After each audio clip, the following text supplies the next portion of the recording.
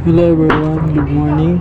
So in this video guys, we're going to fetch all the data coming from our student table. I have here our Visual Studio Code. Tapos ato ada yung browser.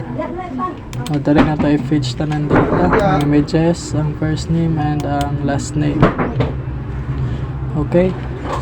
So pinaka na ito buhaton is mana sa atong controller and then sa atong student controller kaya diri mo na to i-fetch atong data na diri sa atong student home sa atong page diri sa yung home page niya diri ato i-fetch so mana lang ta sa yung functions na home student home and then diri mga tag models that student that find all kana siya nga functions and then nara siya din of that catch. Okay, tapos sa then accept siya result sa yang pag find dali mosulod sa result nga variable tapos function na siya functions and then ayaw na natin render mo yung tag if result kung naisulod ang result atong ipasa ang home tapos ang data niya result. Okay, and then sa else wala siya button guys nga na lang pwede ka po niya butangan og message na no data pwede ka nga na nara sa inyo guys error nga na lang error tapos nga nagapon pwede pang tagalin yung direct data guys para pang error kaya nga na lang siya atong code and then since ipasa mo na ito ang result pwede tama na sa home sa atong home na sa view student home. Okay, so dire sa HTML na to ato na siyang i-accept pinakauna ato sa i-check kung existing ba ang data or na ba sa sulod kaya pwede man nga wala sa sulod ngayon check if result so dari if result true or false na siya and then open and close na pa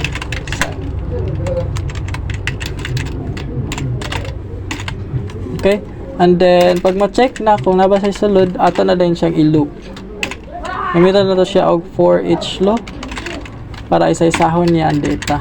Kaming kag for each na niya array isa ang result isa-isahon na isulod niya sa variable nga element or ato butang student na lang siya student. So ang data sa result yang isa-isahon isulod niya sa student nga variable. And then dire na din nato magkuha na din ta sa tong table row kasulod tr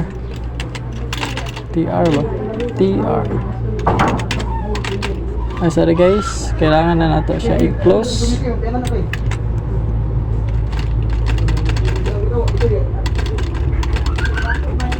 ano siya and then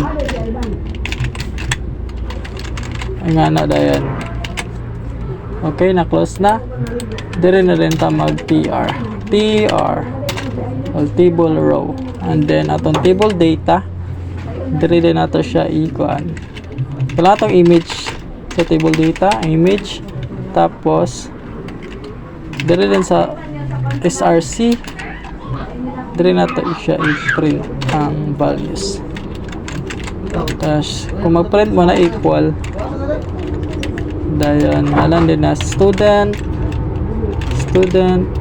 dot kailangan na siya susunod sa data values tapos ay haday niyang name sa table which is image and then na siya sulod sa public images so buta na siya images slash kanda yan so refresh na ito image okay doon ka ba katang image ato rin siyang pagabayon matang tag style width na 40px and height na 40px. Okay? Pag refresh, nanalay siya rin. Ang galing isa ka image, ano siya? Ata na siya delete. And then next kay ang iyang first name, table data, tapos kailangan na tong first name niya. So ata na siya siyang i-print na equal pag mag-print, tapos gikan siya sa student dot data values dot first name,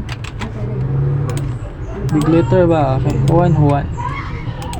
And then ang isa kay last name